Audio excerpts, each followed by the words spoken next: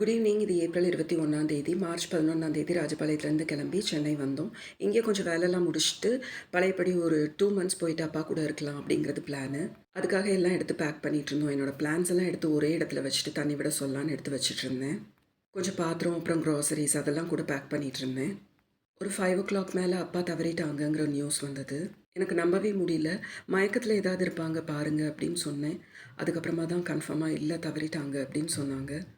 இது ஊரில் எங்களோட பூர்வீகத்து வீடு. ஆச்சியோடது. இங்கே தான் அப்பா இருந்தாங்க. அப்பா இருக்கும்போதுலேருந்து ஒரு 2 மந்த்ஸ் அந்த வீட்டை க்ளீன் பண்ணிட்டு தான் இருந்தோம். தவறுனதுக்கப்புறம் கொஞ்சம் பெயிண்ட் பண்ணோம். அப்பா வீட்டில் இருக்கணும்னு தான் ஆசை. ஒரு சில காரணத்துக்காக நான் ஊர்லேருந்து கிளம்பி சென்னை வந்துட்டேன். ஏஜ் ஆயிடுச்சுல்ல அப்படின்னு எல்லாரும் சொன்னாங்க. உண்மைதான். சின்னதில் வெளியில் போனால் வீட்டுக்கு வர வரைக்கும் அப்பா கையை விடவே மாட்டாங்க. அப்பாவை கடைசியாக கொண்டு போகும்போது அது எனக்கு கனெக்ட் ஆச்சு. என்னால் தாங்கிக்கவே முடியல. சென்னை வர பிடிக்கல. ஆனாலும் எங்கே இருந்தாலும் ஒன்று தான். ஏன்னா அப்பா வந்துட்டு கூட இல்லை.